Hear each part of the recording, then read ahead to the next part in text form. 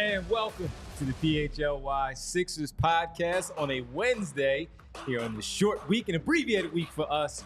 And we have a lot to talk about, as always, with things just swirling around about these players that could be available via trade and certainly free agency.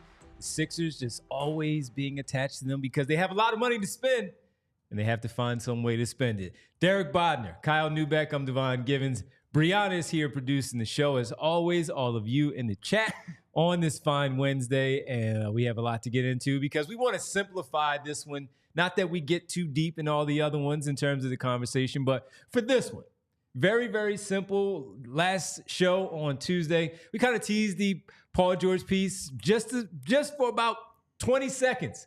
And Kyle was like, no, let's wait. We should wait because we can now wait until Wednesday to bring it up, because then we have the other portion of the news out there with, of course, from the Inquirer and Keith talking about Jimmy Butler. And with Jimmy Butler, we just wanted to make it very simple here on this Wednesday as we discuss the two, eliminating all the weird stuff about the two players and the age and all of the stuff you want to talk about why you don't want each player.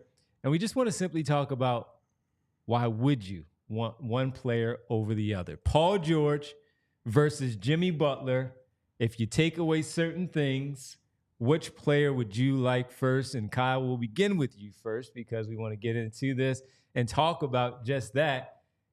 What are you taking away as we just focus on the basketball side of things? Of course, the money plays a part in it because you have to pay them. But just simply looking at the fit, basketball with Joel Embiid and Tyrese Maxey, what are you looking at here? Yeah, so let me bring everybody into our thinking coming into the show. So obviously there's been a number of reports, certainly during the offseason, but especially the last, let's say, 4 or 5 days, week or so, concerning Paul George and Jimmy Butler. I think just today we got multiple reports out of Miami regarding Butler. Paul George, we had the Keith report over the weekend, in conjunction with Woj's reporting on the Ty Lue extension today, noted that the Clippers, what was the exact phrasing? They're determined to keep Paul George and James Harden. Apparently not determined enough to give him the exact money and years that he wants, as we've reported on the show quite a long time ago and have been discussing for a while. So my basic premise was, I want to take the trade aspect out of it, right? Because I've said on this show, once you get to, okay, these guys are comparable as players, but once you add you have to move multiple first round picks and whatever else to get Jimmy Butler, that washes it away. I just wanted a vibe check. Where are you at on these two guys as players who, based on what we know, what we think we know, need to be given max contracts to come and stay in Philadelphia over the next few years? That is the debate at hand. And I was saying to Devon and Derek before the show, it's a much tougher one for me than I think it should be, because if you just go figure for figure, stat for stat, you would sit there and say, I think Paul George makes a lot more sense. He's a cleaner fit. He is a considerably better and more willing shooter, right? Like in terms of volume, in terms of the efficiency. He also has the makeup of a guy that you would say, all right, when he's one of your top 2 guys right now, there are real limitations, there are real concerns that I have. But as the third guy, I think he actually fits the mindset and the profile of a guy you need. And you can go on and on down the list, like, hey, he checks a lot of boxes.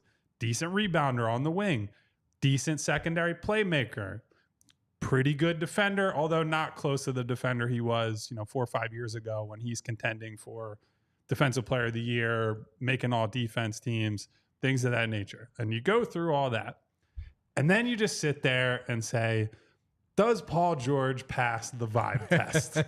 And does he pass it more than Jimmy Butler? And does he have the same kind of playoff swagger, dog in him, however you want to characterize it? And Paul George, as we've said on this show, Devon has discussed Paul George when he played against Phoenix in 2021 without Kawhi, his perspective as Mikhail's family member, like, oh man, he's playing really well. There's real fear to be had. But he doesn't inspire that same night to night, moment to moment fear that Jimmy Butler does in a playoff setting. And so despite the fact that he's younger, you're going to get almost a full year out of him at age 34 versus Butler will be 35 before the next season starts. And all the stat stuff, I can't shake in my head that the Sixers just need, or that maybe I think they need, a guy with Jimmy's mentality. Jimmy's just unshakable belief in himself. The guy who says, I'm going to go check the best player on the other team, even if it might be a fool's errand at times, where Paul George against the Dallas Mavericks is hiding in the corner, not taking on the top perimeter assignments, trying to rest on the defensive end. Like, I don't know how you can properly measure and weigh that. And so I'm like right in the, I think with all the components, like the free agency versus trade, I think all that leans toward Paul George. But I do sort of think they would benefit from having an ass kicker in Jimmy Butler alongside Maxey and Joel. Yeah. So I think if you just looked at them as players, ignored fit right now, ignored cost to acquire, I think Jimmy, and part of what makes this tough, because Jimmy he doesn't care about the regular season. Yes. And we didn't get to see him in the playoffs. Very obviously. So. Very obviously. As much as any player in the league just doesn't give a shit about the regular season. We didn't see him in the playoffs, so we can't really tell these latest injuries. How has that impacted him, including the one he suffered against the Sixers because he didn't come back from that. Has he lost a step? You can't tell because losing a step and just not caring about the regular season, they sort of look the same. So it's tough to tell how much of what he had from 2 years ago he still has. But in terms of quality of player, I value Jimmy more than I value Paul George. I think in terms of, if you start zeroing in on Paul George, in terms of his like one-on-one creation, in terms of his one-on-one defense, basically one-on-one anywhere in his game, I think if you really zeroed in on what he did this year, you'd probably come away disappointed, probably come away thinking this isn't a max player anymore. I think he still has value on defense as a team defender and as he still generates a lot of steals. I think he still has value on offense as a high-volume three-point shooter, and I think that shouldn't be understated. Like a player who can attempt 8 threes per game at a 40-ish% clip is very valuable and very tough to acquire. Even high 30s is even super high 30s, valuable. 100%. And especially next to Joel Embiid and Tyrese Maxey, that is a skill set that is insanely valuable. So I think Paul George is pretty clearly the easier fit. I think him being, about a year younger certainly helps. But I do think Jimmy Butler, like I said, ignoring fit, is right now a player I believe in more, and probably even disregarding belief, is just objectively a better player right now. I trust him to create offense more. I think he'd be more of an impact perimeter defender when he's dialed in. Certainly in terms of creation for himself, getting the free throw line, creating for others out of pick and roll, the drive and kick game that he has had. I think he still has more of that left in his bag than Paul George. I think Jimmy is closer to prime Jimmy than Paul George is closer to prime Paul George. The question comes down to, and I don't think Jimmy's prime Jimmy, but I think it's sure. Again, it's hard to say because we don't know how he's going to respond to the latest injury. The injury concerns for Jimmy might concern me even more than Paul George, because when you start talking about repeated injuries on the same knee, not to bring up a sore subject, but that gets concerning. And the fit, look, I was looking through the catch and shoot numbers. Do you know Jimmy Butler actually shot a better percentage on catch and shoot threes than Paul George did? How many did he take? Well, that's the thing. Jimmy had a 67.6% effective field goal percentage on catch and shoot shots. Paul George had 64.5. Both are actually pretty good numbers. The difference is Paul George had 224 attempts. Jimmy had 63. So you're talking about one attempt a game. It's honestly basically. Probably more than I thought. It's more, but Paul George has 4 times more. So it's a very, very big difference. And like I said, that skill set is maybe as important of a skill set as you're going to get when you're talking about putting alongside Joel Embiid and alongside Tyrese Maxey. So this is a long-winded way of saying, I think Paul George is pretty clearly the better fit. And because you're getting him younger and there's a little less injury concerns, I think Paul George, even if you're going to look at him and say, he's not a number one anymore, he never will be throughout the rest of his career, and that's a lot of money, I think he's going to be a useful role player, whether that is a third or fourth option for the remainder of that contract. I'm not sure I can say the same for Jimmy. I could see Jimmy, when he starts, the physical limitations of the repeated injuries and aging hit him, it could hit him pretty hard. Mm-hmm. That being said, because he's the better player right now, and because you have such a focus on a 2-year window, I think there's a case to be made for both sides. I would probably go Jimmy just because I trust that mentality, I trust that skill set, I trust that when playoffs come around, he is going to find a way to contribute, and I have concerns with Paul about that. It's a little bit of a knock on the players that you already have when you look at Joel Embiid first, where that's questioned already from people not only here but nationally with his mentality when you get to those big moments in the playoffs like that you still are looking for that all the way back to Jimmy here the first time, PJ Tucker getting the contract that he got that offseason, and even valuing Kyle Lowry, Marcus Morris for us, even though we had fun. We talked about it, even just missing that in the postseason because of what Tobias Harris didn't do. But it's a real factor in making this decision here, which is why when we talked about some of the other names, the mentality comes into play. But for me, I said all along that I lean more Paul George, and it's a very, very close race here. That's why we asked the question today. That's why both things that Kyle and Derek have said already are just simply right. They're not wrong. And me choosing Paul George, right, not wrong, because it is that close. The Sixers don't have either one of them, and you need either one of those two. As far as the Paul George piece goes, and Kyle alluded to it a little bit, back in 2021, Sixers season is over. I was able to go watch the Western Conference Finals, and I did, and I was watching Reggie Jackson and Paul George rip the Phoenix Suns defense to shreds a little bit, and it was like, oh, man, can these guys miss a shot? Because for many years, we've seen Paul George not make those shots. So I was expecting, once got a win, all right, cool, we're going to advance probably after Game 5. But no, Paul George had to ruin it and force it back to a Game 6 in L.A. because of how good he was, dropping 30 in that game to avoid elimination in Phoenix. And since then, he has had moments. Then he had those other moments where he has dipped. We've seen the regular season games that Paul George has had, leaving a lot out there on the floor to be desired because that's what he does. Somebody alluded to, I think it was Eric Schmidt in the chat, and I was telling the guys that I was watching the clip of Jeff Teague, make fun of a situation where C.J. Miles took a shot, missed it. Paul George said that was supposed to be my shot. He got the next game. He missed it. And they showed each other the Gatorade commercial laughing at him in the locker room. So with that, this has been the playoff P thing became a fun bit because of what he didn't do in the playoffs. And the issue here with the Sixers is not the regular season. It's the playoffs.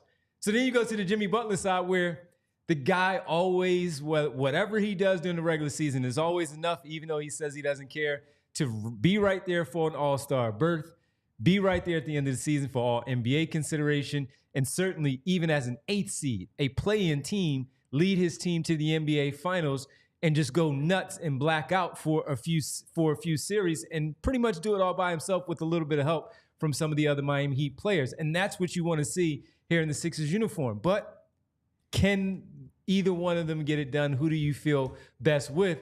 The one that I still lean towards is Paul George, just because of it might translate a little bit better in the long run. Yes, we're talking about winning right now, and Jimmy has that edge certainly at that point. And again, I don't disagree with the two guys, but I look at the Paul George piece and say that might be a little more of a seamless fit. Now, the one part that I do lean on Jimmy is he is so selfless that it won't take away if we have questions. And he loves telling you about how selfless he is. Yes, he does.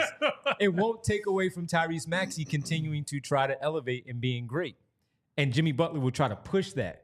Where the one question I do have about Paul George is he's going to want his. You don't see that much of him with the Clippers, and deferring to the other is not because he doesn't want to do it or one way or the other. It's just more of Jimmy Butler has that way about him where he can pass it off and allow you to continue to be who you are and continue to be great.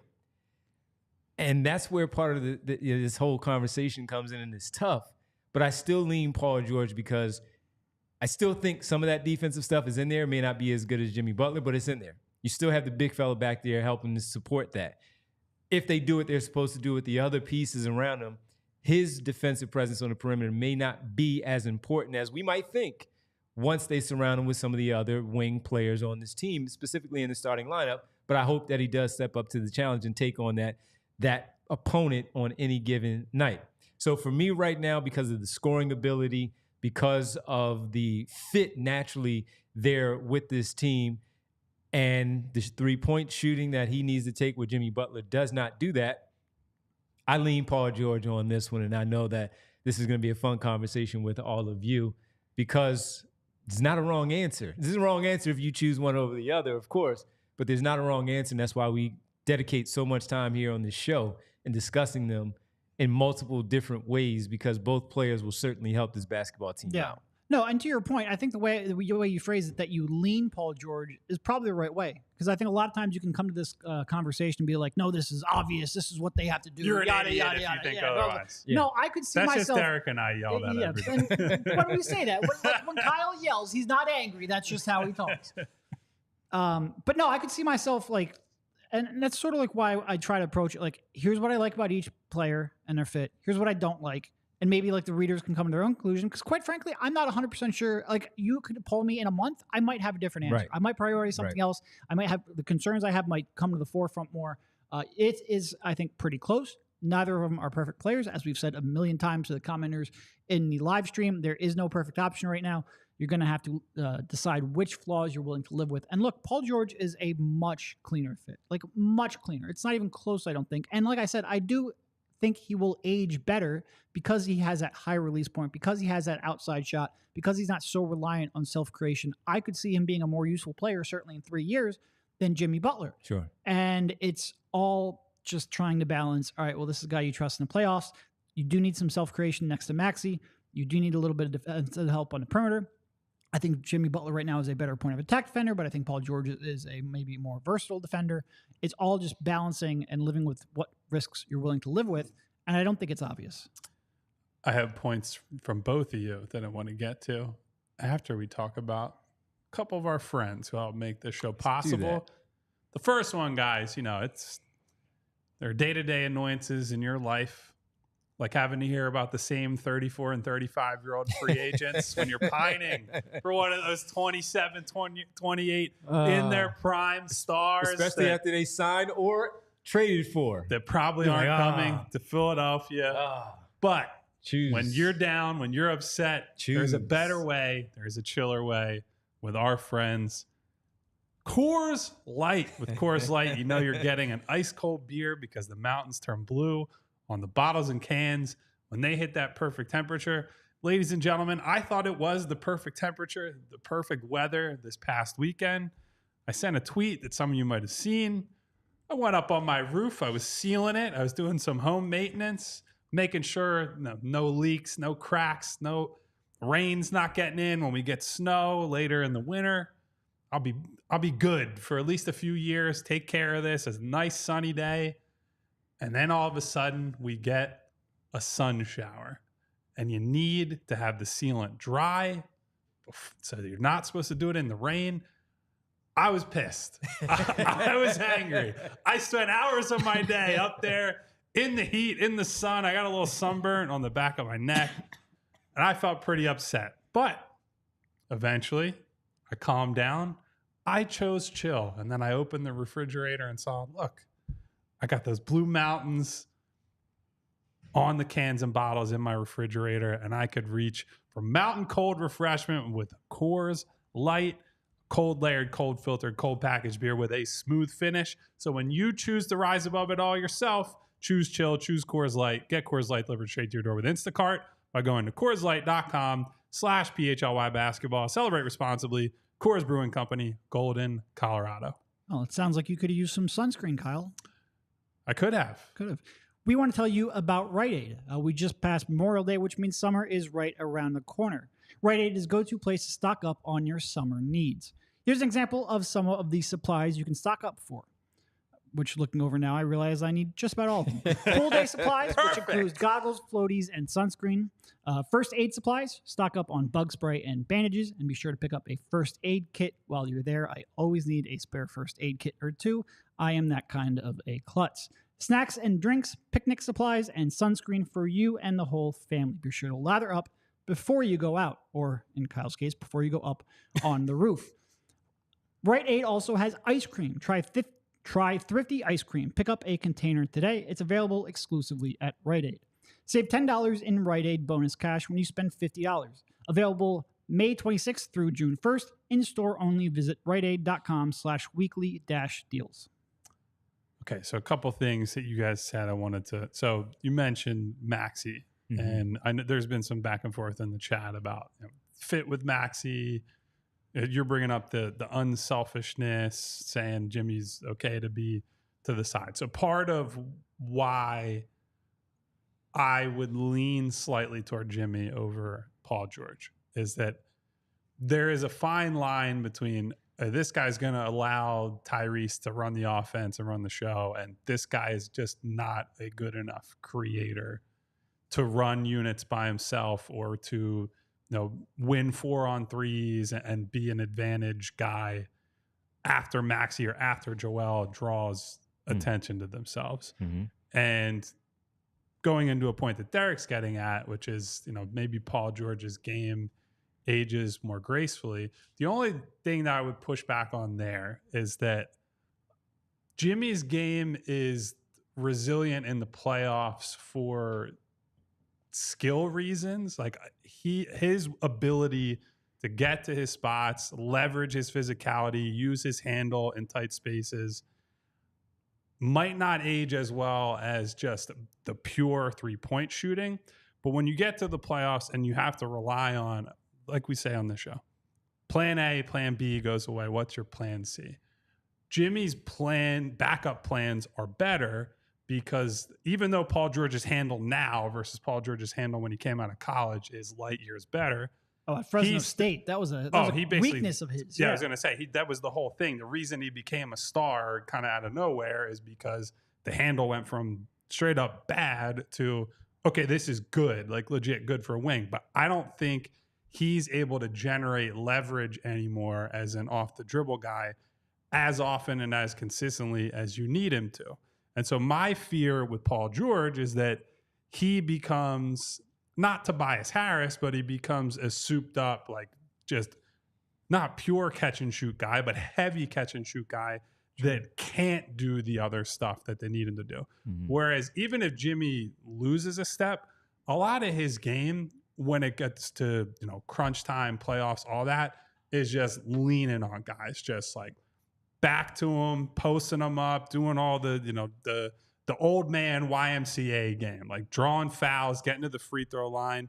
I think his ability to generate free throws on a consistent basis is one of the big reasons I think I lean Jimmy over Paul George, because Paul George at this point in his career is just, are the shots going down on offense? There is not a lot of, I'm breaking guys down one-on-one, I'm getting by somebody cleanly, I'm dunking on people.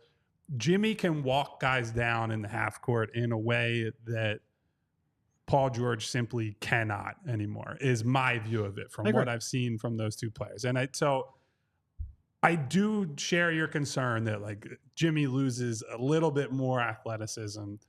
The injuries continue to pile up, that it could go quicker than maybe people expect.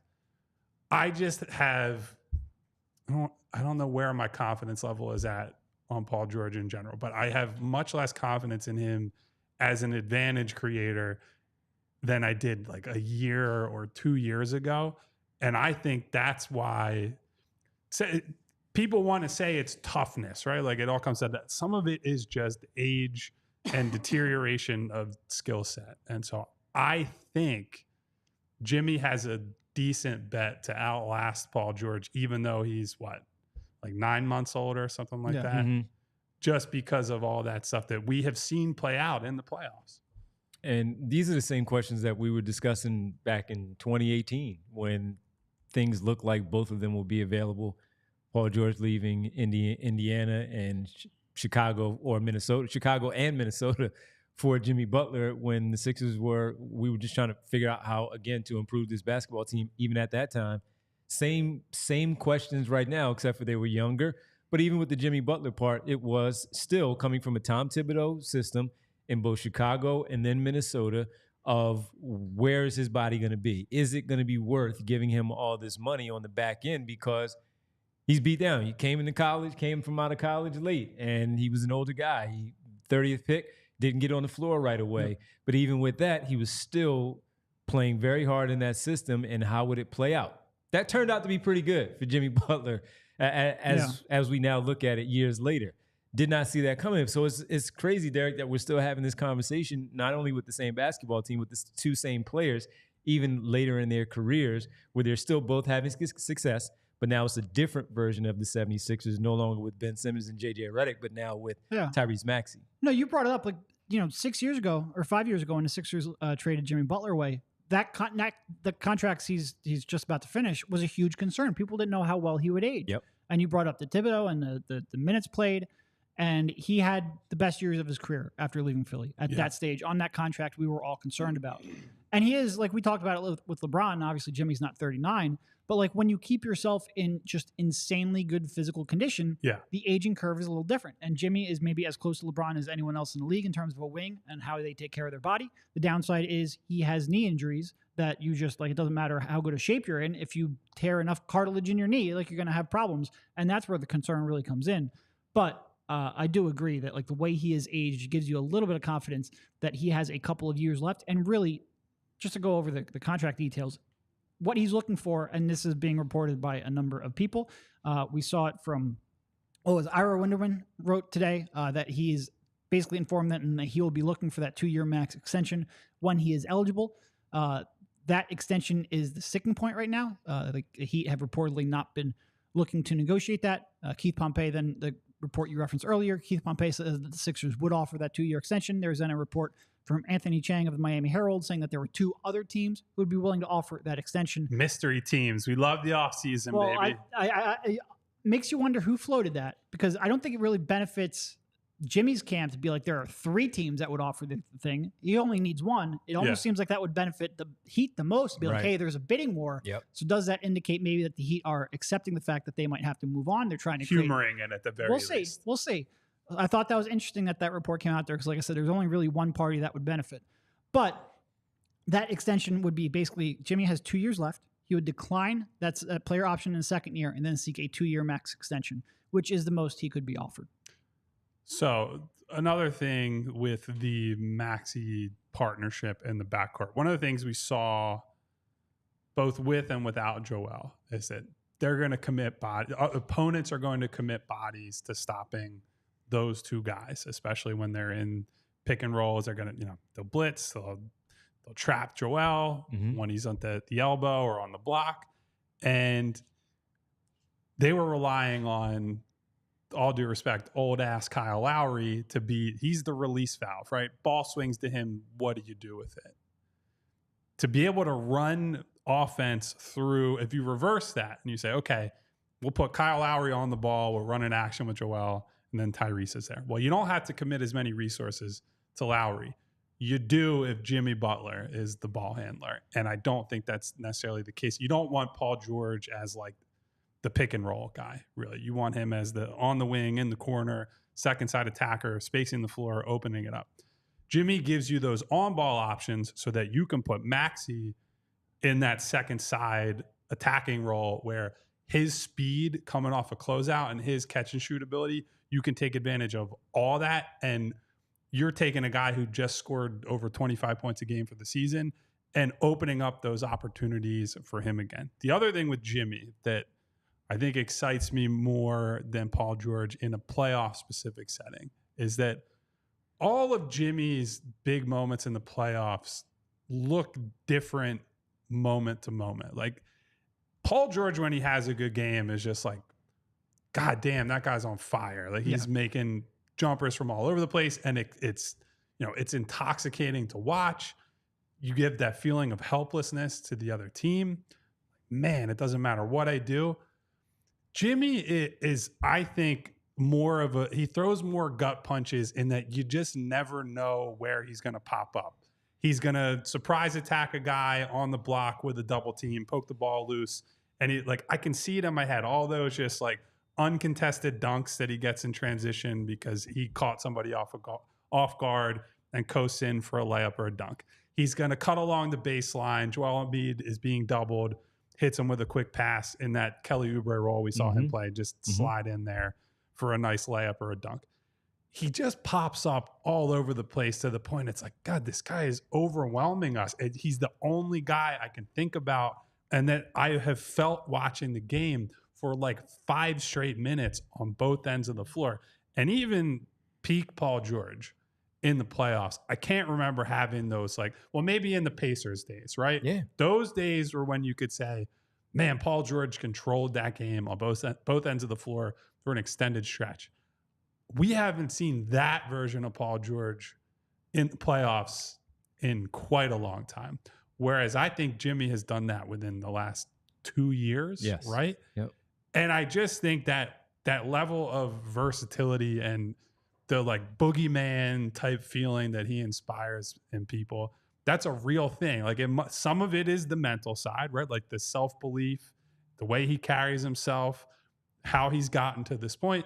But some of it is just the diversity and skill set that he has on offense and the willingness, to the point that you were talking about earlier, Devon, to change his skill set and to change his approach based on who's on the floor with him, what the team needs at a given moment. And so I think that's part of why he has fit so well under Spoelstra, who, it's like, hey, we're just going to play zone for 10 minutes and you got to buy into that. And we're going to do this and we're going to do that. And Jimmy's been adaptable in that way. So that's part of it for me, is just, I think Paul George has to win his way or he doesn't necessarily win. Whereas I do think Jimmy can toggle different modes or different styles and impact the game in enough ways that even when his shot's not going, he will himself and his team into good positions in a playoff. And that certainly leans in the favor of Jimmy Butler. And as Derek said when we were talking about it a little bit earlier, and he pointed out that, look, we can knock both players because there are things to knock. They're both still very good, and they'll help this basketball team. But when you talk about that, I'm looking at the comments, and a lot of people are, well, Jimmy is a dog, PG is soft, or he's. And I don't think that's fair to PG. No, I agree. But just laying it out, he's a Rottweiler, he's a Corgi. I saw that one in there as well. And we all know. Look, we've watched enough of their careers to know the difference in both of them. When it comes to that mentality, that's why both of them have talked about them in that way, where the athleticism leaps out over Jimmy Butler in favor of Paul George. But the thing that really keeps Jimmy Butler who he is right now is because he has that mentality of never giving up and I'm never going to fail. I'm always going to win at any cost by any means, where that may not be the question or even the answer for Paul George for the teams that he has played for. He was also good with the Oklahoma City Thunder when he was in that MVP conversation. Oh, yeah. I mean, that one was different. He was legit. I think he was top 3 defensive player of the year and voting, top 5 MVP. That was good, as good Paul as it gets. George, right? Yeah, absolutely. That's why they traded Shai Gilgeous-Alexander and 8,000 picks to get him in LA with Kawhi. So now we look at it, and again, it's not there enough, and that's where the leaning goes towards Jimmy Butler in this conversation. I do have a different question to ask about both of those players, of course, since we're focused on them.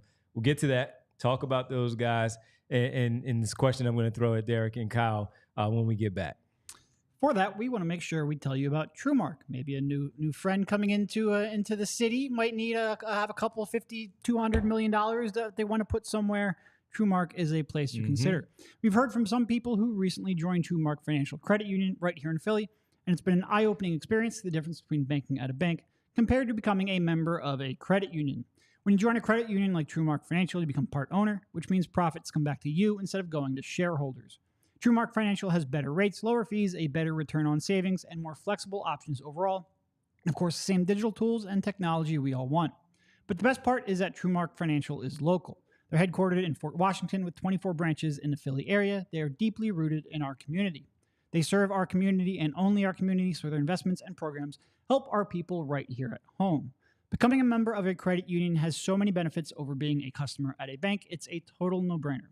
Head over to truemark.com/PHLY to learn more or to find a branch near you. That's truemark.com/PHLY, federally insured by the NCUA. And whichever player that is that came into town and saved all that money by stashing it in that credit union, well, now you got to eat after a game, don't you? Or, maybe the family's at home waiting for you to come back from a long road trip and you're hungry and you want to get some good food, but also continue to eat healthy. They make sure they do that in professional sports.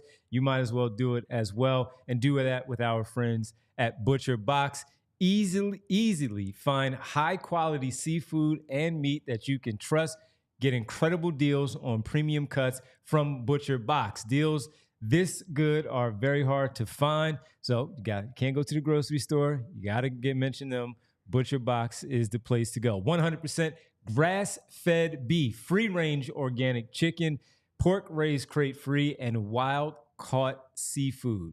You know you love it. I know you do. Delivered right to your doorstep. So again, you don't even have to go to the grocery store. Free shipping as always. That's always very beneficial. Curated to customized box plans. So whatever you like, you can make sure as you place your orders, you can get it the way that you want it. A variety of high quality cuts at an amazing value, recipe, inspiration, guides, tips, and hacks. And you can share that with your family and friends or whatever professional athlete comes into town and they want to eat much better than they are right now. The convenience is there for you again, especially on those late nights as we finish our work late at nights during the basketball season. We get out of here at midnight, 1 o'clock in the morning, maybe get home. And you just want, you know what? I just want to throw something in really fast, get my food so I can relax, sit down, eat, then lay down. This is the spot for you. Less trips to the grocery store. And the prices and the savings are very hard to find at any grocery store. That's why you have to check out our friends at Butcher Box, which is offering our listeners an amazing offer where new users get free meat plus $20 off your first box. Join today using our link, butcherbox.com/PHLY, and use code PHLY. Receive this exclusive offer today before time runs out. So on the topic of toughness and soft and all that about Paul George, I can't comment whether that's just not a label I can assign to a player. I can't get inside Paul George's head in the same way I can't get inside Jimmy Butler's head. I think what it mostly comes down to, the reason I'm more confident in Jimmy Butler is because he's a get to his spots guy. Paul George is not. It really comes down to that. And I think if you look at the Sixers' playoff struggles, a lot of that is true about Joel Embiid. Joel has not been able to get to his spots as effectively as he needs to, whether that's because of inability to read double teams, whether that's the handle is shakier than it needs to be, the passing reads are not as crisp. That's what you can say it's, the mentality, but it's so much of it is also what's around him and what is the skill set. So you want to invest in and try to bring guys in who are able to dictate the terms of engagement. And so when they lost to Jimmy and they lost to the Heat a couple years ago in the playoffs, there's the pining for PJ Tucker. They just need to get tougher. Well, what we did not consider, what most people did not consider, certainly the Sixers didn't consider at the time, PJ Tucker can't really leverage his toughness anymore, right? He just couldn't do it. He was too old. And so that, if you want to push back on the Jimmy part of it, it's how long will he be able to Derek's point earlier, leverage his tools, his strength, his gifts to be able to get to his spots, hit shots from the mid-range, get to the basket, get to the free throw line. How much longer does that last? I don't know. I think he's going to do as much as humanly possible to extend that window and give himself an opportunity to do this deep into his 30s.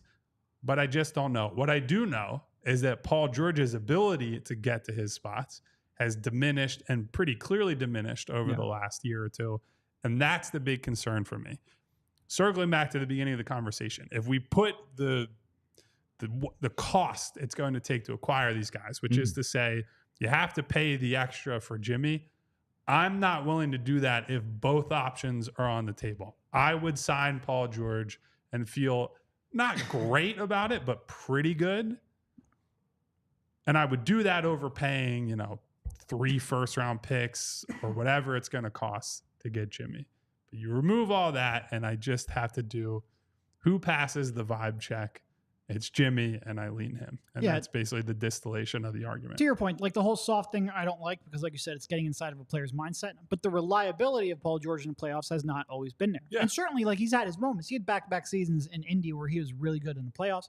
He had a season with the Clippers 2 years ago. He was really good. But overall, over the last 4 playoff runs, we're talking about a span of 49 games. He's shooting 42% from the field and 32 or 34% from three-point range. He takes a pretty serious dip at this stage of his career in the playoffs. And I think part of it is the fact that he's just not able to get to the spots when you get against good defenses who are locked in every night, like you can in the regular season against teams that are half the time playing bozo basketball. It's a very different sport. We've seen that here with Joel Embiid. It is tougher to get to the spots that you want to get to, and Paul George at this stage has struggled to get there. So he becomes entirely reliant on that shot. Fewer of those shots are open and uncontested. Probably more confined to a half court where you tend to have a defender closer to you. It's harder to pick on weaknesses when the weaknesses aren't quite as prevalent.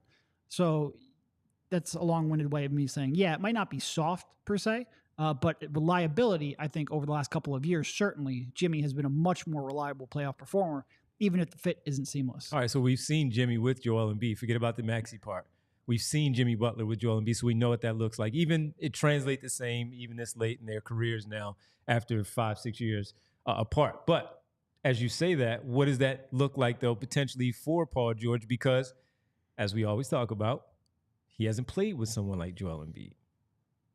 Roy Hibbert is not that.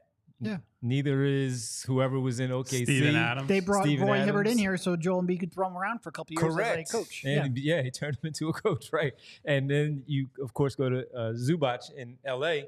This is a little bit different. So getting those spots, how different might that look in favor of the Sixers because George would be with Joel Embiid? Yeah, look, it would be very different. And look, Harden's a great passer too. He's great at creating shots and catch and shoot shots for someone like Paul George. It's not like he was in a bad spot, but certainly Joel Embiid has as much gravity as just about anyone in the league. And how can you leverage that? I think Paul George can leverage that gravity better than Jimmy Butler can. I do think Jimmy Butler will be interesting, coming off of not DHOs, because Jimmy pretty famously does not like DHOs. But pick and rolls with Joel Embiid, like how can they Does grow? he not like them at all, or did he not like the frequency with which the Sixers ran them? I was told he does not like DHOs, get him back into pick and rolls, which is weird because they're pretty much the same action, but just a little differently initiated. Whatever. Doesn't matter. We don't need to get into that. That was 5 years ago conversation. But like I do think, especially with the way Joel Embiid has developed and the way that shot has come along, I do think like that would create some great space for Jimmy, and he would figure out ways to slither his way in there and either get the free throw line or get kickouts or what have you. So I think both of them can benefit. But Paul George, like we've been saying the entire time, is probably the more seamless fit, and the pathway to getting him open shots is a little bit cleaner. Yeah, and look, so much of our conversation today has been focused on the playoffs, but you do have to win games in the regular season. And while there's less of an onboarding process for Jimmy, yes, because of that previous play and connection with Joel, the cleaner fit with Paul George probably lends itself to, assuming they're both roughly the same health-wise, like let's say you're getting 60 games out of either guy, I think you probably win more regular season games with Paul George because he's just the simple, this allows Joel to be regular season Joel, opens up the floor. There's not the month of Jimmy Butler just like not trying, which you have to go into every regular season expecting, especially. So what's the month? Do you remember what was the bad month for Jimmy March when he was here? Was it March? Yeah. You just have to expect like he's going to go through a month of the season where he just very visibly doesn't care. He's getting back cut on. He's not shooting open catch and shoot threes. And we'll debate with people like, why isn't he taking these? He needs to do this. And then he'll wake up on April 17th or whatever. Shoot 4 threes a game, which isn't enough, but or isn't as much as you'd want, but it's enough to be effective. So I do think that part leans toward Paul George, that Paul George in the regular season to put them in an advantageous position with seeding and all that, you probably lean toward him. The health is just a giant variable for both guys. It's part of why anyway they're available. So if you care about the regular season, and I know nobody watching this does, that's where I'd lean Paul George for all the clean fit, skill set type of stuff. But we're aiming higher than that, right? Yeah. Like everyone in the city is like, we've seen enough 50-win seasons. That's standard. Go and try to do something different in the playoffs. I think that's why. Jimmy also had those before the All-Star break months, to your question of which bad month it was, because he didn't make the All-Star team because he wasn't shooting those shots. Right. And both Ben Simmons and Joel Embiid did make it where Butler did not. And, of course, the word was he was disappointed in that because he thought even though he wasn't putting up those outrageous numbers as the third guy of the trio, he felt like he did enough to make the All-Star team. And then coming after the All-Star break, when he wasn't taking those, it was more of a shot against the coaches for not putting him in the All-Star game because of him just pacing himself until they got to the postseason. So if we look at it now with the two, Derek, and the contract parts, what else would they be left able to do, the Sixers, trading for Jimmy Butler and or signing Paul George? Of course, not both, but the opposite of the other. Of course, remember when there were rumors the Celtics were going to trade for both those guys? Yes, long time ago. Yes, yeah. So what would they be able to do? Interesting world to live in after the fact. So both of them make almost Paul George's next contract that you'd expect him to sign, and Jimmy Butler, what he currently is under contract for, are almost exactly the same. Paul George would be, I think, 49.2, and then Jimmy Butler is 48.8. So you get a couple 100,000 more cap space by. I was about to do a whistle sarcastically, but listen, if somebody gave me a couple extra 100,000, I sure would like to take our pay scale is a little different than that. But after that, let's say it costs 2 first-round picks to get Jimmy Butler. So you'd have 3 to trade. And then you would have about $15 million in cap space. Now, you wouldn't have anyone to trade because you had to renounce all of them for the cap space. Sure. So you would have to use that cap space you have to make a trade and fit someone into the remaining $15 million in cap space. That would be your next move. And then you would have the $8 million room mid-level to use after that. But yeah, it would pretty much be equally tough to make a roster around either one, basically. And people say like, well, you have 2 fewer draft picks with Jimmy Butler, but like I said, actually finding a way to use those 5 draft picks when you only have $15 million in cap space and no matching salary would be tough to find a player who you can. So the way I would phrase it, the last 2 draft picks would come into play for sure, but it would probably come into play in future trade deadlines, future summers, where you have a little more flexibility, not immediately. How would you build around them? Well, so I think because the skill sets are slightly different, if it's Paul George, one of the other guys that you acquire has to have some real creation equity, like somebody who can beat guys off the dribble, attack closeouts effectively. It can't just be like you get 2 3-and-D standstill guys. Whereas I think you can probably get away with 2 standstill-ish 3-and-D guys next to Jimmy, Tyrese, Joel, just because Jimmy has that ability to put the ball in his hands and beat guys. So I do think the way you build the team changes in a fairly meaningful way for that. Let's call it the fourth. It might not be the 4th guy because it could end up being like Kelly is one of the guys they bring back or whatever. Yeah. I do not love Kelly on a Jimmy Butler version of the roster. I think that would be a misuse of resources. I think if they get Paul George, then there's a better argument for Kelly because his ability to take guys off the bounce and the more questionable shot are not as impactful if you have the 8 threes a game, 40-ish% 3-point shooter and Paul George. So I don't know who the name is. I was trying to scroll through. Derek, you said $15 million. Yep. Is it over or under?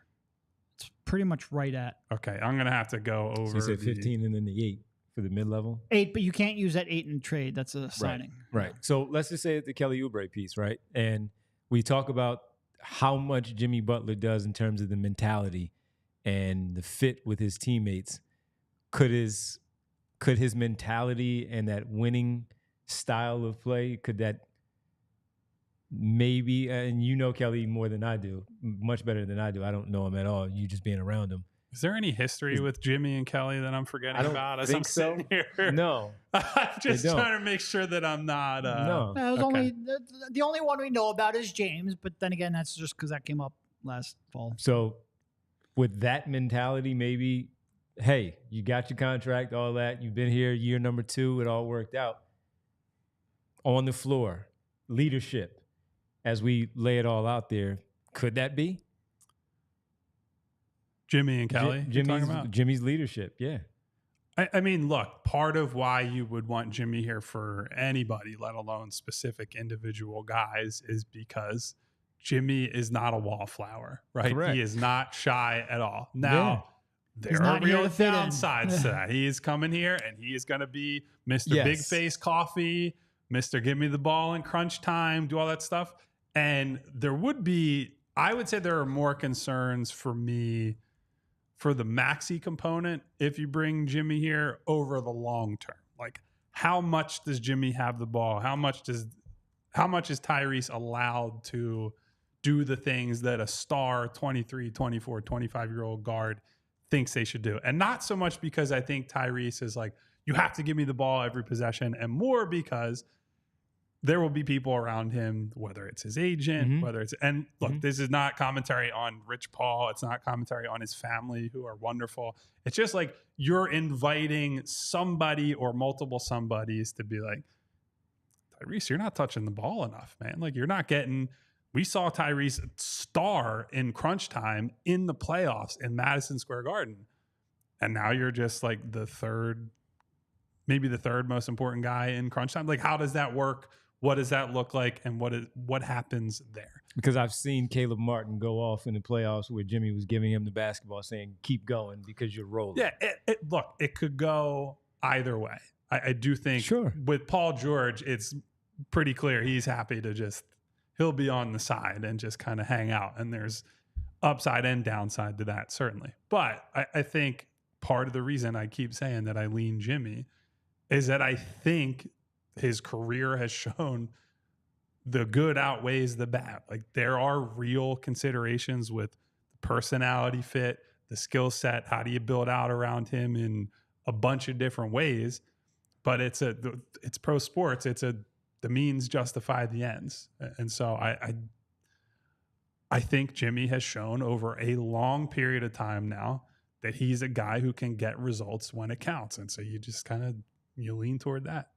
All right, let's get to some of the super chats that we've had here. We had some overseas super chats, man. Haidar checking in.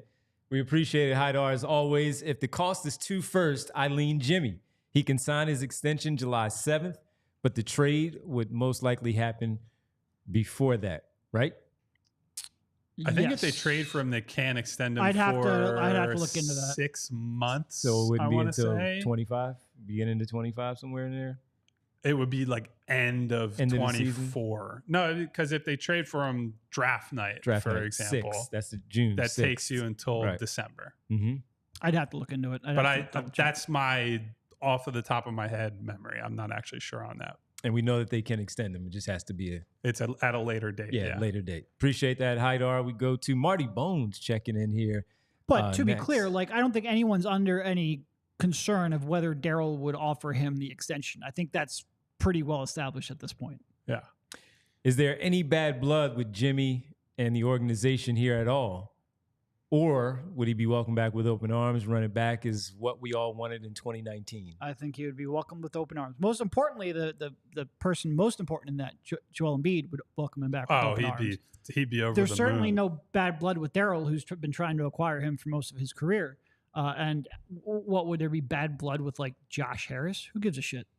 Just sign a check. As long as Josh doesn't, like, veto a trade, I don't, frankly, And I mean, look, I think if he's coming back, it's because that's a signal from Josh Harris and everyone else, like, hey, we screwed up. All Jimmy would want Josh to do in that situation the apology is sign tour. The check with the 3-year or the 2-year extension. Yep, absolutely. Shahid says, Kyle is saying it's Ish Smith season. No. It's always Ish Smith season. That is not what I was saying. Now, to his champion, point, man. as I was saying, you need more of the on-ball creation in your 4th, 5th, whatever guys in the starting lineup.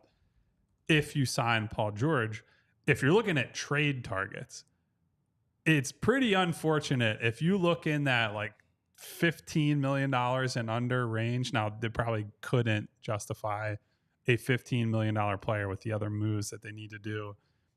It's a lot of bigs. It's a lot of guys who are 3-and-D type players. Not a whole lot of guys who can dribble, unfortunately. Like, look, we're going right back to 2019 in many different ways. I mean, there's like Kobe White, but he's not really gettable at a reasonable price after the season he had. There's Cade Cunningham. He's not someone who's going to be available for any type of reasonable price. There's Terrence Mann. He's not a creator. old friend Matisse Thybulle, he's certainly not coming back here, if I had to guess. All the guys that have creation equity in that range are high draft picks generally, like Jalen Green in Houston. Caruso doesn't have enough. He's in that salary range. I still would take Alex Caruso if you could get him. Like, just say whatever. He's just a real deal playoff type guy. With like, either player. Yes. Yeah. I just think he's like, if you put him and Jimmy on this team, you go almost immediately to one of the best defenses in the league. And I think Caruso's improved enough offensively over the last couple of years where you can it wouldn't be perfect, but it would be good enough. God, this is sad. I'm down at like, I'm just scrolling through a salary list of everyone's AAV for next year. I'm at like 202, and there have been, other than the guys who are out of their price range, there have been like 3 guys who can dribble in that whole list. Welcome back, Kelly Oubre. Welcome back. It's ugly. Over under 11.5 teams played for. Over 13. He's at 13. Yeah. It's wild. Yeah. Blows my mind every time I look it up. Yeah. That's a pretty good jersey room that he's got in his house. All his, not the other people. All his. Michael, our buddy Mike in Portugal, checking in with another 50 spot. A 50 bomb again. He's trying to finance our trip to Portugal by himself. Well, Mike has said he has reached out to the powers that be to get us over there. I will make sure they are alerted. Yes. Can we do a show on a specific question? This is Mike's question here. What is needed to win a title? Not be good, not Eastern Conference Finals. What changes actually win a title? This is a question from Mike that we've talked about. Can we write that down somewhere so that we don't... Bree's got it. Super producer Bree is on the case. Got it. We appreciate it, Mike. We'll talk about Here's that. Here's a name I'll throw at you, number 215 on next year's salary list. Scrolling through the list. I don't think he's gettable. Shaedon Sharpe from Portland. What's your level of interest in him? I mean, he's young enough that you would take a flyer, but he's not been what you expected. I think they'd move Anthony Simons before they move Shaedon Sharpe. Keep him with Scoot Henderson. You think so? I think so. He's still really young. Yeah. He's still really young. Still developing. I like Shaedon Sharpe. So do I. He didn't play. He was injured a lot of last year, so that kind of wiped the season out for him. So he was a decent shooter his rookie year, and his volume increased last year, if I remember correctly. And that athleticism is crazy. Yeah. Yeah. That would be welcomed. That'd be somebody if Portland decided. I don't think they would, because I know Schmitz was allegedly a big fan of his. Derek might know that more than I do, because you have a relationship with. But that was the word, was that he was a big Sharpe guy. I can't imagine they moved off of that after a injury-plagued 20-year-old season. No, he's too young to. That'd be somebody if for whatever reason he shook loose. I'd have a lot of interest especially because, like you mentioned, a lot of his struggles came down to the shot. And when you're 20, like, the shot can be erratic, but you give him time to figure it out. All right, Martian Lynch says, what about Jakob Poeltl for the 16th pick from Toronto? Sorry. No. Back up big. I don't want. I think he's still got multiple years. Yeah, he signed an extension this past offseason, so that's too hefty. That is too hefty. I'll do a quick search on his site. He's making like 19.5. Oh yeah, and he's got 3 years left. Nah, not a chance. Nah, too much. And I like him. I don't like him at that number on almost any team, and I especially don't like him at that number on this team. Shahid checking back in. The key to winning the title is beating your opponents in the playoffs. That's said from Kendrick Perkins. That sounds like something you would read in a fortune cookie from a sketchy. Well, it also sounds like something. I appreciate that. Do you remember JJ when, like, you could ask JJ like a nerdy question, he'd give you like a 5-minute answer, and then, like, what do you need to do to win game 3? Well, we got to score more points than the other team. He had a quick trigger on that. Coach? If you asked a dumbass question, he just gave you a 2-second dumbass answer. I always appreciated that as someone who tried to have a little bit of. That sounded like something JJ would say when he's pissed off after a loss. Well, we'll see that after he's the Lakers Number coach. 246 on the salary list. Will we have any interest in Reggie Jackson as a playoff killer, man? He can get it done. We were just talking about PG, and God, this is sad, man. He gets some shots for Denver. Nobody can. Why can't anybody dribble that makes like $10 million a year? Because they're all locked up. Because if they could dribble, they'd make more than $10 million a year. It really is crazy that you go down that list. It is just ugly. They're all locked up. Ugly. Big numbers if you can dribble a basketball. A lot of names in the chat there. throwing up different names that we should discuss or send 4 first-round picks or 5 first-round picks. You never know. We might talk about those players, of course, later. All right. Is it time for a roll call? Is it time? By the way, Minnesota won last night. They extended it. We got basketball on Thursday. Appreciate you, man. Thank you to Kat for hitting some shots despite fouling out and doing that. Dude, the thing that drives me crazy with Karl Anthony Towns, he commits some of the dumbest fouls. Like at least For one or two of the dumbest fouls you've ever seen. Legitimately, every game. Every playoff series they go into, like one of the 3 keys, keep Towns out of foul trouble. Every time. And he's done such a good job with defending Jokic in the paint. He did a good job there. And he comes to this series and he starts to do it all over again. He can't help himself.